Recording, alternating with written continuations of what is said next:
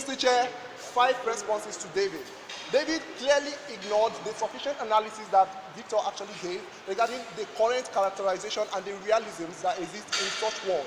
We told you that in this world, humans have an inherent instinct to preserve their own survival, to actually prioritize their own existence. So the vast majority of finances and the limited resources that states have at their disposal will be effectively channeled towards the preservation of humans. So we now tell you that there exists an extra responsibility on animal rights activists to actually prioritize a minority of rights within the right spectrum which concerning the animals and to prioritize their conservation.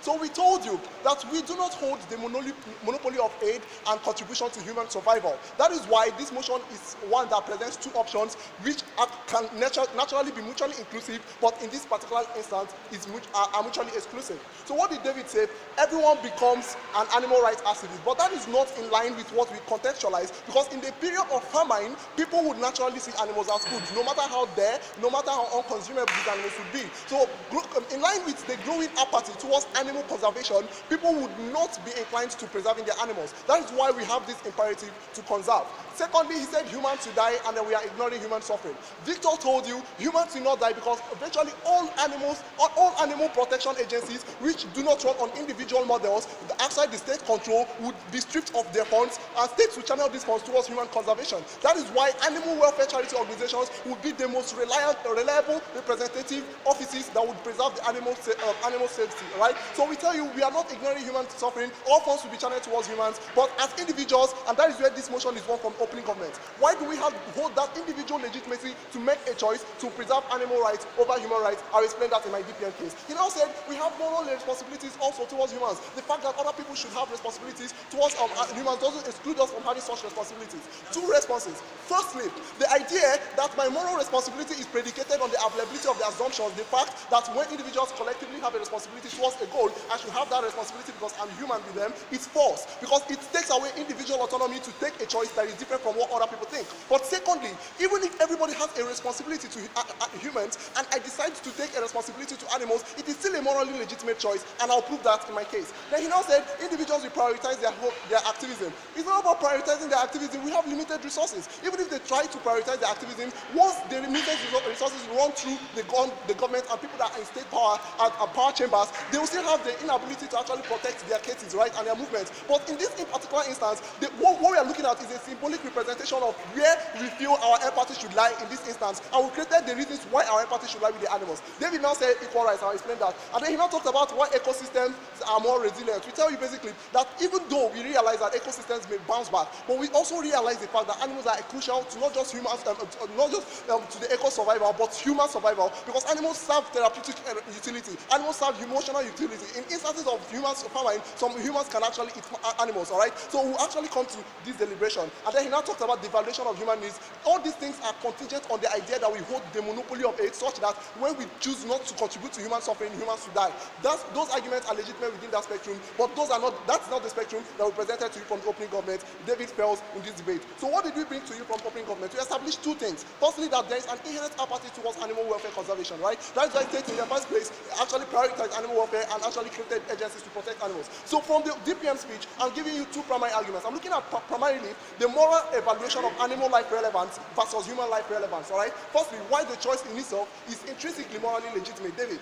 Right. So to the extent where we can show that on both sides of the house, animals will be protected, humans will be protected, which would you prioritize? Okay, where animals, he actually said that animals will be protected, humans will be protected. The reality is that animals cannot be protected in their model, because a lot of people would still maintain their apathy towards animals. Where everybody feels, well, we should all contribute to humans, and even the individuals that at the last resort should stand for animals are contributing to humans. That chain, that social convention that deprioritizes animal life will not be broken, and we'll prove that from our case. So firstly, moral legitimacy. We tell you basically all life deserves empathy. This is important because life is intrinsically valuable. Humans cannot create life in its natural sense, therefore all rights are equal. The argument that human life is more important than animal life is a very anthropocentric anthropocentric argument, where people actually create the world and imagine the world to be created for themselves and for their benefit and for their existence. But it is not true, because in as much as we do not have actually any particular ability to create life in any instance, then we have moral obligations to protect all lives and actually look look at all lives equally.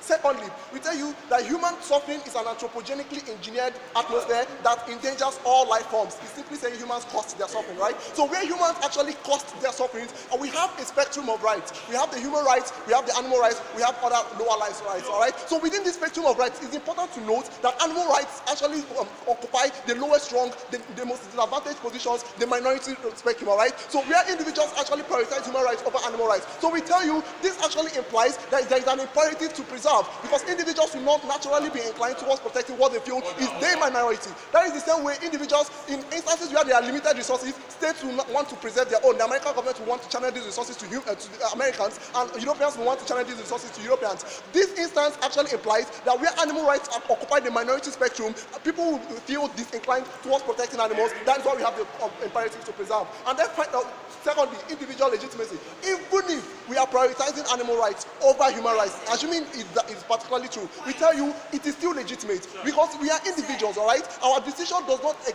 completely exterminate human life, all right? So that means that the legitimacy of our choice particularly stands because other people can still contribute to human life. Then we tell you also that the assessment of the morality of our choice is not within them, because these guys are trying to assess the morality of our choice. They tell us it is immoral, it is illegitimate to prioritize animal life over human rights. We think basically that they are not the moral stand bearers for us in this society, where other individuals retain their individual legitimacy to make their choice. Even if you do not want to contribute to human suffering, it is still legitimate because individuals should have the ability to make choices for themselves, even if these choices do not benefit everybody particularly, all right? So we think on that ground we win this debate. Then final argument, the imperative to conserve. We hold the imperative to conserve. Why? Two things. Firstly, the people that have the primary imperative to conserve have been incapacitated by the scenario. Why? Because the animal protection agencies are not run on individual models outside state control. So in these instances, they would be stripped of their funds, they will be incapacitated, they cannot act. So whose responsibility then does it lie on? Individuals that have sworn to protecting animal rights, progressive animal rights activism. So we have moral obligations to our causes. We therefore do not think we are inclined to protecting human suffering, even though we know other people can do that. We beg to propose.